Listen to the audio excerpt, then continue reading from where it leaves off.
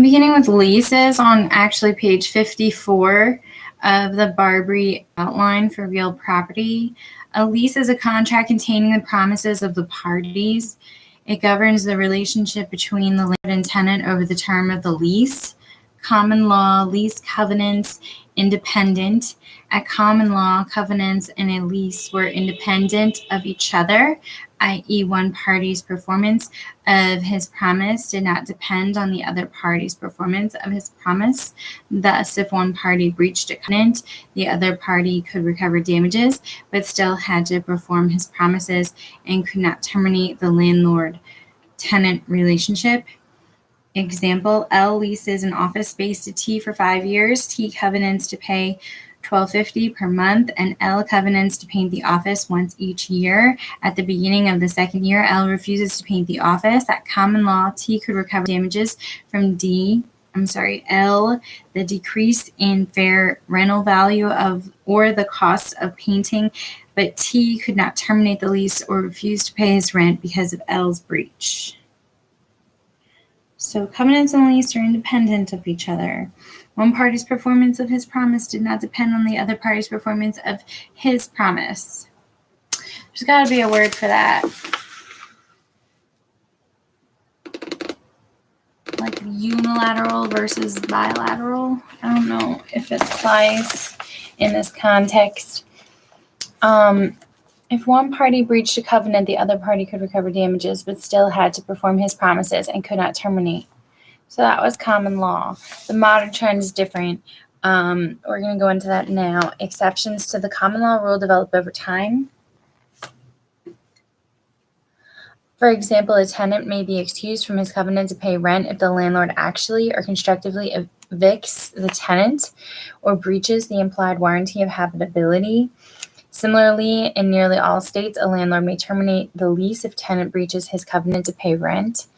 Modern courts are also likely to construe other covenants as dependent and excuse one party's performance after proper notice and time to cure when the other party's breach relates to a material part of the lease. For example, Uniform Residential Landlord and Tenant Act, which has been adopted in nearly half the states, codifies this rule for residential tenancies in section 4.101 and 4.201. Example, L leases a retail space to T for 4 years to be used as a furniture store. T covenants to pay $350 per month, and L covenants not to lease any other space in the building for use as a furniture store. During the third year, L leases an adjoining retail space to a rug store. If T sells rugs and would suffer financial loss as a result of the competition, L's breach would be considered material, allowing T to terminate the lease. That comes from Kulowitz v. Pacific Woodenware and Paper Company, California, 1944. Compare. In the example in one above, L's breach of a covenant to paint likely would not be considered material. Moving to the third section, landlord-tenant, which is the tenant duties and landlord remedies. Tenant's duties to repair doctrine of waste. A tenant cannot damage, commit waste on the leased premises. There's a bunch of hyphens that makes that awkward. A tenant cannot damage - commit waste on - the leased premises. The rules governing waste in the leasehold context are very much like those governing waste in the context of the life estate. Type of waste: voluntary, affirmative waste, permissive waste, ameliorative waste. We've talked about these. Destruction. Okay. So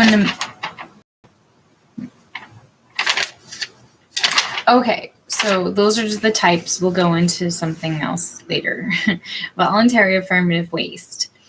A tenant is liable to the landlord for voluntary waste. Voluntary waste results when the tenant intentionally or negligently damages the premises. It also includes exploiting minerals on the property unless the property was previously so used, so unless the lease provides that the tenant may do so. Did I say so? I might say or unless the lease provides that the tenant may do so. Permissive waste. Unless the lease provides otherwise, the tenant has no duty to the landlord to make any substantial repairs, for example, to keep the premises in good repair. However, the tenant has a duty to make ordinary repairs to keep the property in the same condition as at the commencement of the lease term, excluding ordinary wear and tear, unless the tenant covenanted to repair ordinary wear and tear. For example, it is the tenant's duty to repair broken windows or a leaking roof, and to take such steps are as needed to prevent damage from the elements, i.e. keep the premises wind and water tight. If the tenant fails to do so, he is liable to the landlord for any resulting damages, but not for the cost of repair. Under the URLTA, which again, I want to say URLTA, but Uniform Residential Landlord and Tenant Act, URLTA. Residential tenants have additional duties. Romanet 1, not to cause housing code violations. Romanet 2, to keep the premises clean and free from vermin. And Romanet 3, to use plumbing, appliances, etc. in a reasonable manner. Note that even when the burden of repairs on the landlord, the tenant does have a duty to report deficiencies promptly to the landlord. 3. Ameliorative waste. A tenant is under an obligation to return the premises in the same nature and character as received. Therefore, a tenant is not permitted to make substantial alterations to lease structures, even if the alteration increases the value of the property. A. Liability cost of restoration. The tenant is liable for the cost of restoration should he commit ameliorative waste. B. Modern exception. Value of premises decreasing. When through the passage of time the demised premises have been significantly reduced in value, courts will permit a change in the character of the premises as long as 1. The change increases the value of the premises. 2. The change is performed by a long-term tenant, example 25 years. And 3. The change reflects a change in the nature and character of the neighborhood. Destruction of the premises without fault. If the leased premises were destroyed, for example, by fire, without the fault of either the landlord or the tenant, no waste is involved. In this situation, the common law held that the lease continues in effect. In the absence of lease language, neither party has a duty to restore the premises, but the tenant has a duty to continue paying the rent. So that's part B. It's harsh. Common law held. No fault fire. The lease continues in effect. Neither party has to restore unless there's something else written in the lease, and the tenant has a duty to continue paying rent. However, the majority view is that the tenant can terminate the lease, and most state statutes or case law now give the tenant an option to terminate the lease if the premises are destroyed without the tenant's fault, even in the presence of an explicit covenant to repair. It seems like easy to remember, but it's also easy to forget what you remember. When we keep on bouncing between common law and majority and minority and modern law, it becomes difficult because the actual essays do want you to know which to apply when. Tenants' liability for covenants to repair. In residential leases, even if the tenant covenants to repair, a landlord will usually be obligated to repair except for the damages caused by the tenant under the implied warranty of habitability. Because the landlord's obligations under that warranty are usually not held to be waivable, period. However, in non-residential leases, the tenant's covenant to repair is enforceable, and the landlord's claim that the tenant breached the covenant will be assessed by comparing the property's condition when the lease terminates with the condition when the lease commenced. So in residential leases, even when the tenant covenants to repair, the landlord will usually be obligated to repair except for damages caused by the tenant under the implied warranty of habitability. So this has really moved to, the line has moved over time. So kind of have to know what historically was the case was that actually the tenant took the property as he found it, and there was no duty on the landlord to repair anything that he didn't commit to repair at the time that the lease was entered into. And I don't know if we're ever going to get to that. Maybe we will in the landlord section. So I'm just going to keep on reading, and it's just very hard to, when we go back and forth, to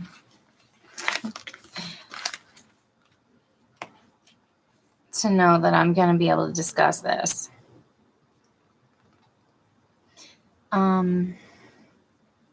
That was the tenant's liability for covenants to repair. Rebuilding after structural damage or casualty destruction is the first point under this section. A covenant requiring the tenant to repair is not usually construed by the modern cases to include rebuilding of structural damage or destruction due to a casualty, structural defects, or a third party's acts unless the covenant expressly includes these types of repairs. Example, L leases greenhouse to T, and the lease contains a covenant that T to maintain said greenhouse, and upon expiration of the term hereof surrender in as good a condition as it shall be when lessee takes possession thereof. The greenhouse houses are destroyed by fire, and L sues T for the cost of rebuilding them. Held, maintain, or repair does not include an obligation to rebuild after destruction by fire. And that was decided in Washington Hydroculture Inc. versus Payne, Washington, 1981. Repairing ordinary wear and tear. The second point under the tenant's liability for covenants to repair. A covenant requiring a tenant to repair is usually construed to include even repair of ordinary wear and tear if the covenant in the lease makes no specific mention of ordinary wear and tear. However, repair covenants frequently exclude repair of ordinary wear and tear, and such an exclusion is enforceable. Example, L leases a restaurant to T. T covenants to maintain, repair, and keep in good order the interior of the building. The covenant does not contain the usual exclusion for ordinary wear and tear. Thus, T is held liable for all needed repairs, including tears in booths and chairs, worn flooring, and a damaged ceiling. Sanity Lanes versus Property Management Services, Idaho, 1986.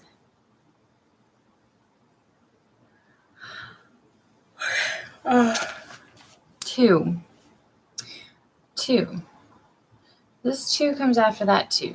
Okay, so what does this 2 stand for?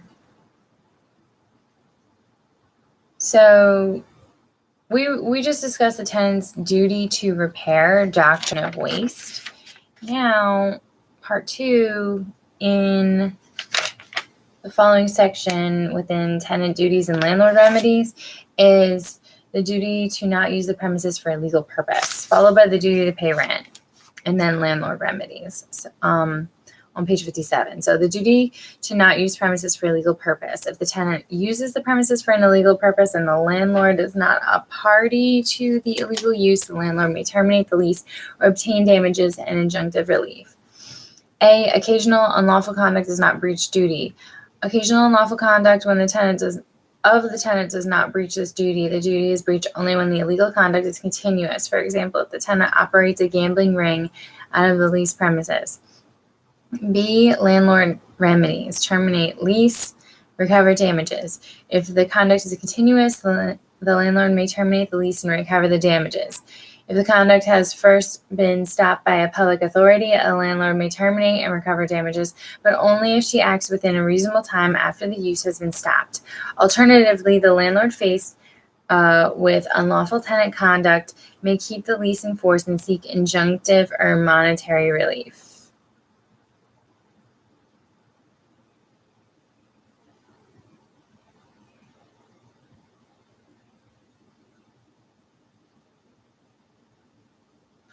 Duty to pay rent. A common law rent is due at the end of the leasehold term.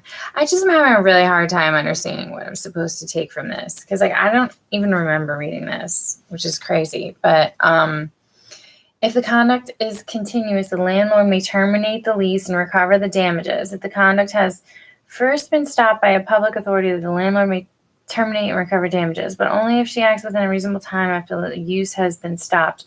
Alternatively, the landlord faced with unlawful tenant conduct may keep the lease in force and seek injunctive or monetary relief.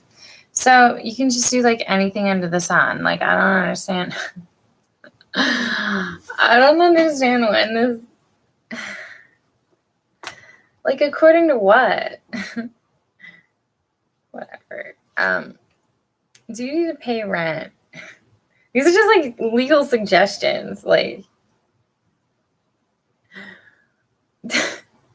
at common law, rent is due at the end of the leasehold term. However, leases usually contain a provision making rent payable at some other time, i.e. monthly in advance. A, B, and C. A, when rent accrues. B, rent deposits. And C, termination of rent liability - surrender. When rent accrues, at common law, rent is not apportionable, i.e. it does not accrue from day to day, but rather accrues all at once at the end of the term. However, most states today have statutes that provide that if a leasehold terminates before the term originally agreed on, the tenant must pay a proportionate amount of the agreed rent. Rent deposits. Landlords often require a deposit by the tenant at the outset of the lease. If the money is considered a security deposit, the landlord will not be permitted to retain it beyond the extent of his recoverable damages. But if the deposit is denounced or denominated a bonus or a future rent payment, example, the last month's rent, then most courts permit the landlord to return it after the tenant has been evicted. Termination of rent liability, surrender. If a tenant effectively conveys back, surrenders his leasehold to the landlord, the tenant's liability for future rent ends. Normally, this occurs when there is an agreement between the landlord and tenant that the tenant's interest in the demised premises shall end. If the unexpired term of the lease is more than 1 year, the surrender must be memorialized in writing to satisfy the statute of frauds. I wrote in the margin here, common law mitigation of damages. So I get the impression that I read this. Anyway, part 4, landlord remedies. A, tenant on premises but fails to pay rent. - evict or sue for rent. At common law, a breach such as a failure to pay rent resulted only in a cause of action for money damages. A breach by either party does not give rise to a right to terminate the lease. Most leases, however, grant the non-breaching party the right to terminate. Furthermore, nearly all states have enacted an unlawful detainer statute which permits the landlord to evict a defaulting tenant. These statutes provide for a quick hearing, but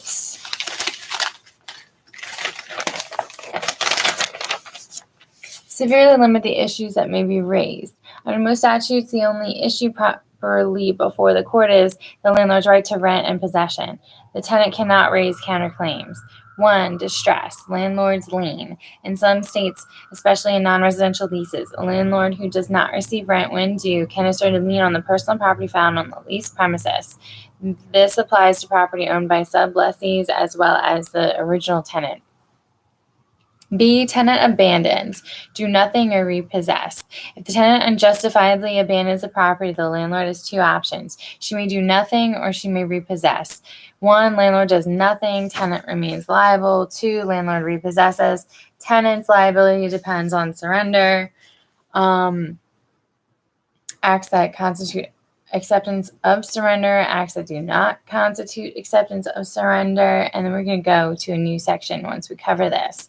So when the landlord does nothing and the tenant remains liable, traditionally a landlord had no duty to mitigate damages and could let the premises lie idle if the abandoning tenant did not tender an acceptable substituting tenant.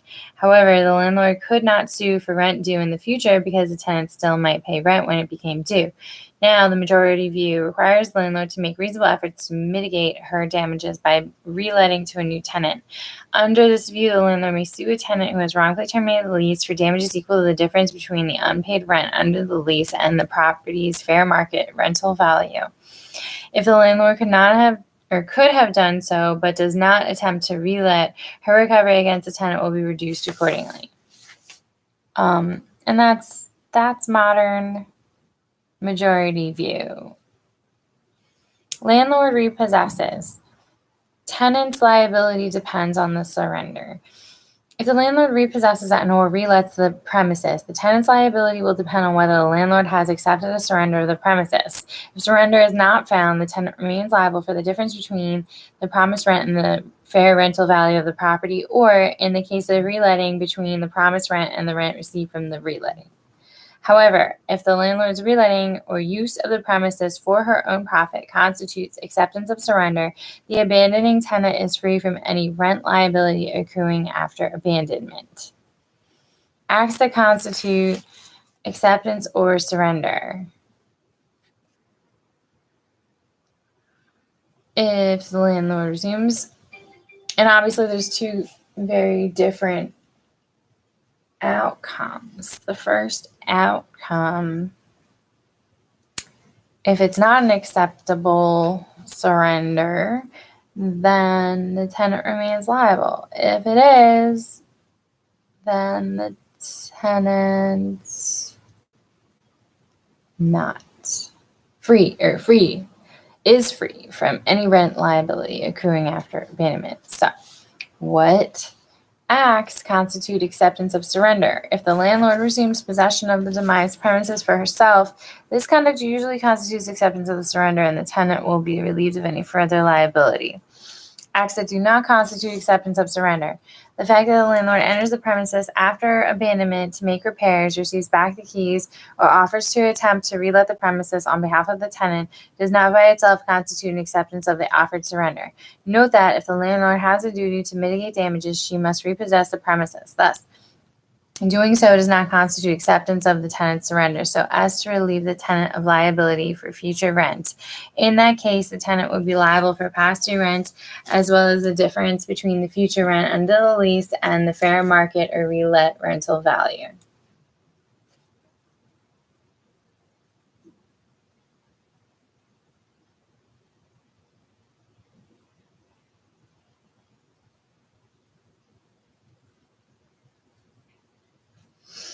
Landlord duties and tenant remedies. At common law, a landlord had no duty to repair or maintain the premises, like I was talking about. This rule has been modified for residential tenancies in most states by statute, again, the IRLTA, and the implied warranty of habitability. Moreover, the lease itself commonly prescribes landlord liability to the tenant in several areas. If the lease does not expressly prescribe landlord duties, some duties will be implied. 1. Duty to deliver possession of premises. 2. Quiet enjoyment. What else is there?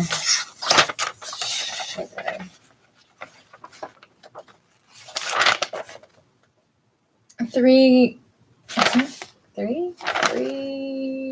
Implied warranty of habitability. 4. Retaliatory eviction. And 5. Discrimination. So, duty to deliver possession of premises. This is a landlord duty. You must deliver the actual possession. Statutes in most states require the landlord to put the tenant on actual possession of the premises at the beginning of the leasehold term. In a minority of states, the landlord's obligation is merely to give the tenant the legal right to possession. The difference can be important if the leased premises are occupied by a prior holder of a tenant who has not moved out. Under the majority view, the landlord is in breach if she has not evicted the holder of her tenant by the beginning of the new tenant's term. Under the minority view, it is up to the new tenant to bring eviction proceedings against the holdover tenant. Tenant remedy damages. In states following the majority rule, a tenant is entitled to damages against the landlord in breach of the duty to deliver possession. For example, the tenant had to find more expensive housing during the interim or suffer business losses as a consequence of the landlord's breach. He may recover for these items. Quiet enjoyment. Number 2, there is implied in every lease a covenant that neither the landlord nor someone with paramount title, example, prior mortgagee of the landlord who forecloses, will interfere with the tenant's quiet enjoyment and possession of the premises. The covenant of quiet enjoyment may be breached in any one of three ways: actual eviction, partial actual eviction, or constructive eviction. One thing that is important to know that they just glossed over here is, what does it mean to be someone with paramount title? And that would be, for example, a prior mortgagee of the landlord who forecloses. Now, the reason why that's important is because there's a million MBE questions that I never knew hinged on this. If that guy with the paramount title upsets quiet enjoyment, the landlord what covenants quiet enjoyment is responsible.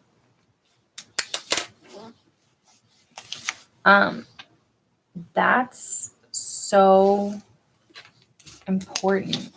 Landlord liable for interruption to quiet enjoyment, even by a person with paramount title.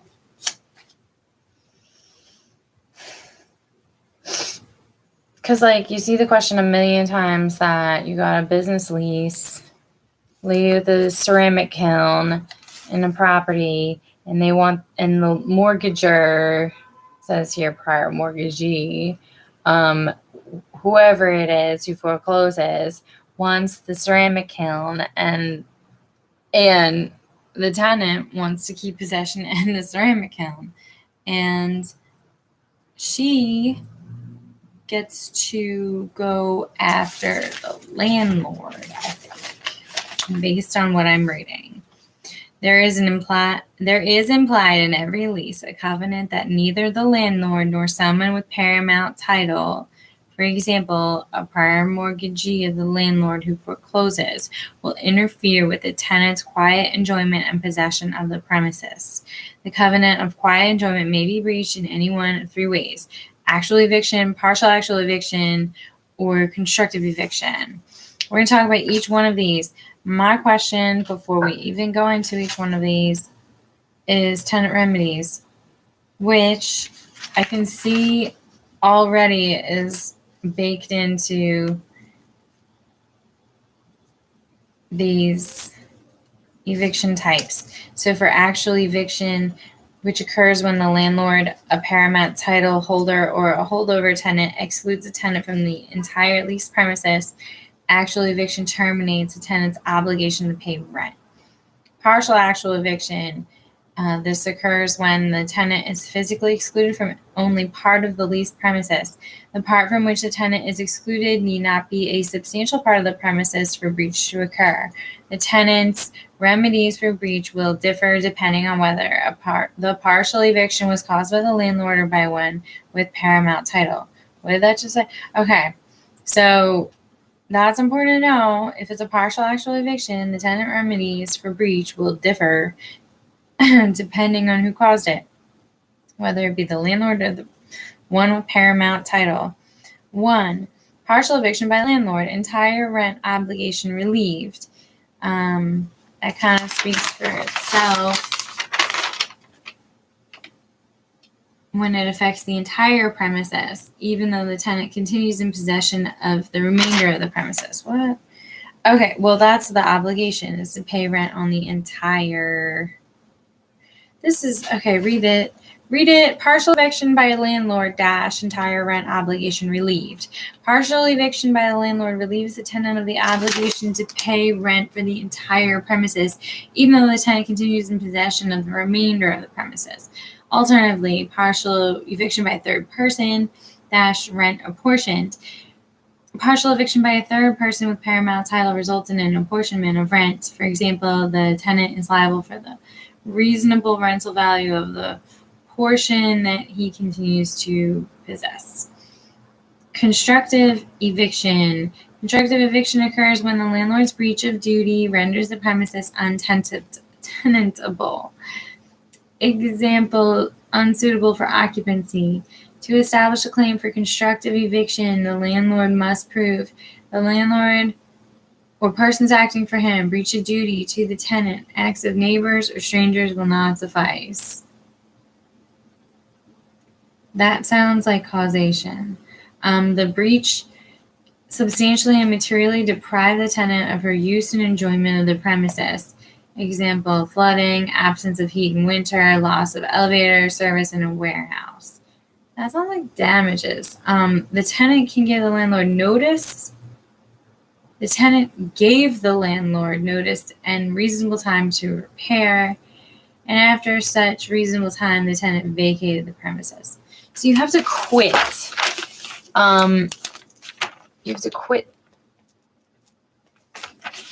You have to notice, give notice, that is. Time to repair. It's almost like you have to wait. There also needs to be causation and damages, but there's a way to remember this, but I don't know what it is. Like an alliteration or something. I'll have to go back to other notes that aren't here. Implied warranty of habitability. More than half the states have now adopted by court decision or statute the implied warranty of habitability for residential tenancies. It is clearly a growing trend. It is rarely applied to non-residential cases, unlike constructive eviction. The standards are more favorable to tenants than in constructive eviction, and the range of remedies is much broader. So these are like probably the most important thing I'm going to read. So just remember, with the constructive eviction, you really need to have cause by someone acting for the tenant or landlord. I'm sorry, the landlord or someone acting for him. Damage, you need to have a substantial material deprivation of use and quiet enjoyment. Notice by the tenant, reasonable time to repair, and the tenant must quit. The tenant who has been constructively evicted may terminate the lease, is relieved from a duty to pay rent from the date of abandonment, and may also seek damages. Constructive eviction is often raised as a defense in a landlord's suit for damages or rent. So call it vacate, call it abandonment, call it quit. These are all great words. 25-cent words. Now, going into the implied warranty of habitability, what's required here? It's a little bit different. More than half the states have now adopted by court decision or statute the implied warranty of habitability for residential tenancies. It is clearly a growing trend. It is rarely applied to non-residential cases, unlike constructive eviction. So you know what applies to which. The standards are more favorable to tenants than in constructive eviction, and the range of remedies is much broader. So here's the standard. Reasonably suitable for human residents. The standard usually applied is the local housing code if one exists. If there is none, the court asks whether the conditions are reasonably suitable for human residents. Remedies. The following remedies have been adopted by various courts for violation of the implied warranty, although few courts have adopted all. 1. Tenants may move out and terminate lease, as in the constructive eviction. 2. Tenant may make repairs directly and offset the cost against future rent obligations. Some states limit this remedy by statute to a fixed amount, such as 1 month's rent, or to only one occasion each year. 3rd, tenant may reduce or abate rent to an amount equal to the fair rental value in view of the defects in the property. In many jurisdictions, the tenant may withhold all rent until the court determines the amount of this fair rental value and may then pay it without risk to the landlord's terminating the lease for rent delinquency. 4th, tenant may remain in possession, pay full rent, and seek damages against the landlord. Retaliatory eviction. There's only 2 more sections before we get to assignments and subleases, which will have to be a separate section because we're already at 35 minutes, and that's also an equally important section. Retaliatory eviction. If the tenant exercises a legal right to report housing or building code violations or other rights provided by statute, example, a Residential Landlord-Tenant Act, the landlord is not permitted to terminate the tenant's lease in retaliation. The landlord is also barred from penalizing the tenant in other ways, such as raising the rent or reducing tenant services. This protection is recognized by residential landlord-tenant acts in nearly half the states. These statutes usually presume a retaliatory motive if the landlord acts within, say, 90 to 180 days after the tenant exercises his rights. In other states, the same conclusion is reached by judicial construction of the eviction and code statutes. The protection generally applies to tenants under both periodic leases when the landlord gives notice to terminate and fixed-term leases when the landlord refuses to renew. To overcome the presumption, the landlord must show a valid, non-retaliatory reason for his actions. Fifth, discrimination. The Civil Rights Act of 1866 bars racial or ethnic discrimination in the sale or rental of all property. The Fair Housing Act bars discrimination based on race, ethnicity, religion, national origin, gender, and disability. Race, ethnicity, religion, national origin, gender, and disability. FYI, that's 1, 2, 3, 4, 5, 6 different protected classes protected under the Fair Housing Act, and discrimination against families with children is also barred. I knew it. 7. I knew there were 7. Except in senior citizen housing. The act does not apply to religious organizations, private clubs, and owners who have no more than 3 single-family dwellings or who have an owner-occupied apartment with no more than 4 units. Miss Murphy. I.e. Miss Murphy. All right, that's actually it for this section. We're gonna go into assignment subleases later.